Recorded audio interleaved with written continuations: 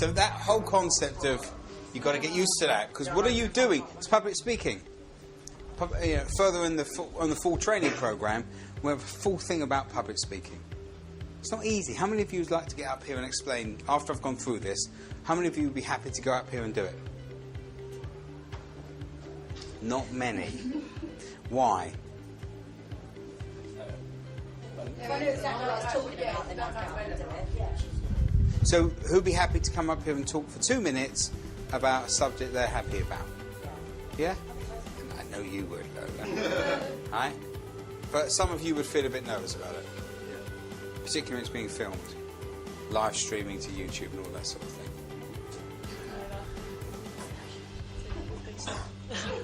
It's just my little joke.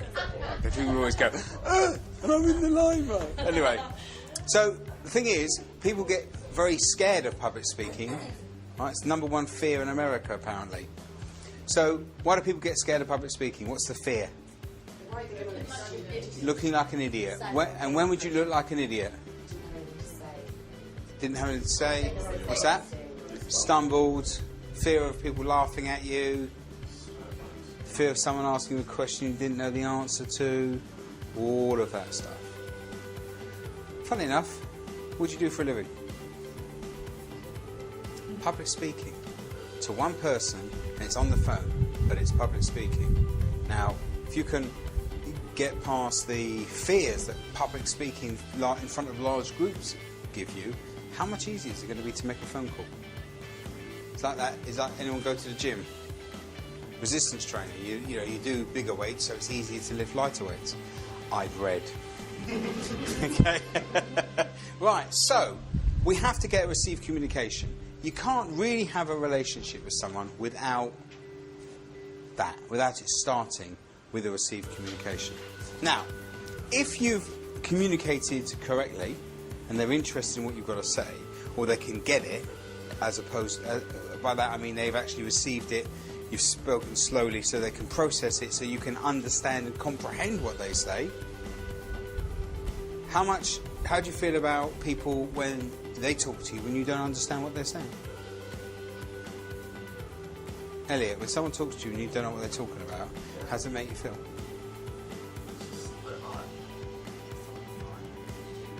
Makes you feel stupid? And how does that make you feel, Van, about them? If they're talking and you're not quite sure where they're coming from, how does it make you feel about them as people?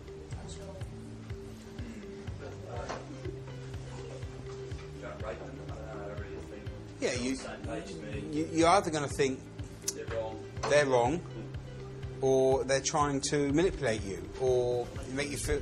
Does it make you feel stupid? So none of us like being made to feel stupid. At the same time, if someone's talking to you and trying to persuade you to do something you're not 100% sure, you're going to get a bit uneasy. Either way, your shields are up. You're wary. You're thinking, I'm not sure. And that's just because often you speak too quickly. And you have to repeat yourself. Or they have to repeat themselves to you. And go, oh, is that what you meant? Well, that's what I said. Has that ever happened to you? Well, that's exactly what I just said. Well, really? I didn't get it. Do you ever have customers go, what? Do you? Okay. So whose fault is that? You've got to take responsibility. If a customer goes, what? What? Sorry? Sorry, can you say, what was your name again? You're so excited. You know the enthusiasm you want to have? Ah! Hi, I'm calling from... What? Who? And if you watch the call centre, you see people doing that en masse. Hello, I'm call... two things they do wrong. One, they speak monotone, and they don't sound very interested. And the other thing is they do talk too quickly. And if you think about it, they're not really listening to you. They don't want to hear you. And later on, we're going to talk about why that's even more important. Okay? Good. So when you receive that communication and you understand it, how do you feel about that person? Do you at least... You can relate to them. So you start to have some respect for them, maybe. Yeah, I agree. I can see what you're saying. Now, if you can begin to respect somebody, then that brings a desire for more communication. And thus the wheel has proceeded. If you imagine it as a thing of energy, once you've you've got that respect and it moves on to receive communication, it moves on to a desire for more understanding, which leads on to more communication and more respect. And actually, if the communications are one that you're enjoying, that becomes affection. As you start to enjoy it and you like that person, then that becomes trust. Well, I like them. I understand where they're coming from. And what would you call maximum respect, maximum affection, and maximum trust with another person? And there it is. That's how we get on with life. And in fact, when we started this morning, we had 0 communication. But I communicated, you received it, you understood, you enjoyed it, I made sure you understood it. How did I make sure you were understanding as I was going on? Asking, showing interest, respect, affection, trust. Whether love's there yet, we'll build on that. But it moves through, and the faster that spins, the better it is. You're getting it in. I can see the learning happening. So, have you ever had a night where you've met somebody, or an afternoon you met someone who's not met before, and all of a sudden you just got on great? You just got them. They got you, you got them. Fantastic. Have you ever had a relationship that went a bit where it started to slow down? I don't speak to them as much. Old school friends, college friends. Yeah. Or a partner you've been with and the relationship's broken up. Now, this is why relationships succeed and why they fail. So, break there. Now, ever had a situation with a friendship where you stop communicating? No, we're not going to. So it breaks here. Or, I just don't understand what you're... If anything, it was probably there. Because you weren't understanding him, he wasn't understanding you. That led to the break.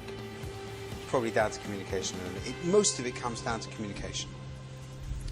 So, if you want to improve relationships, you've got to keep working at the communication, the understanding, and the rest of it. Now, do you have any friendships at the moment that are just dying a bit of a death?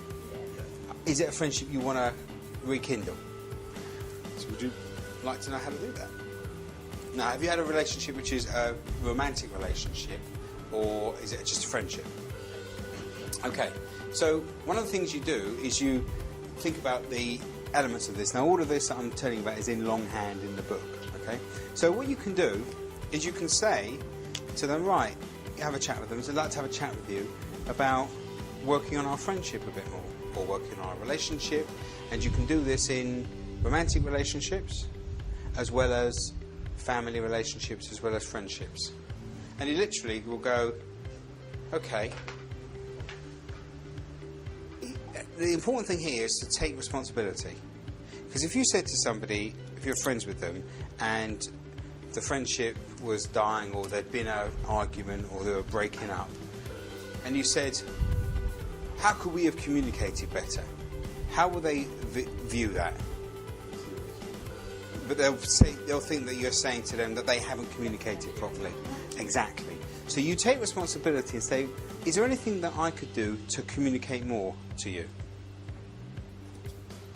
You know, how can I better communicate? Or your own words you can use. Now, what will they do? They'll give you an answer. Is there anything I could... If you were in a relationship that's broken up, so you broke up with somebody, say, look, I just want to have a chat with you about what happened so I can better understand how I can be in the future.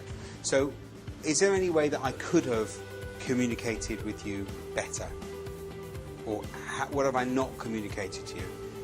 What will happen? They'll answer you. What will that mean?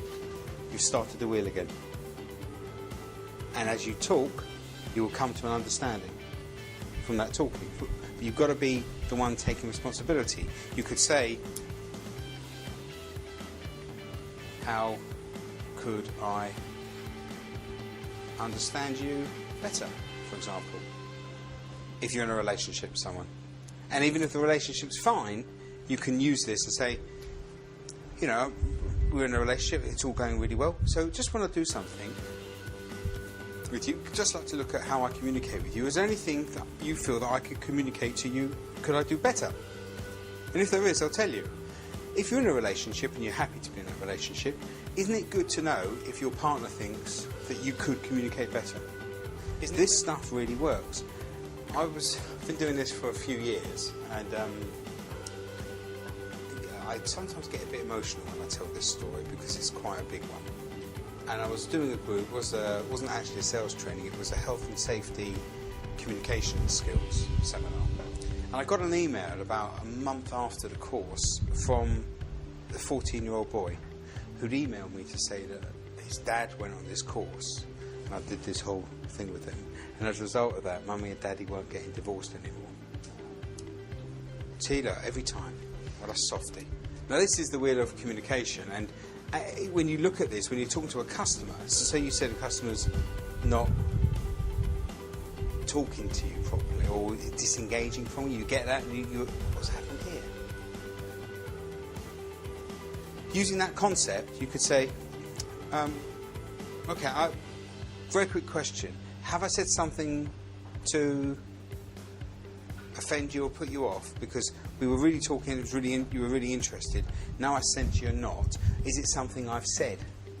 Now, by taking responsibility of the communication part of it, what will you find out from the customer? What's really going on? They might go, no. Or they might say, well, actually, you said, and that put me off.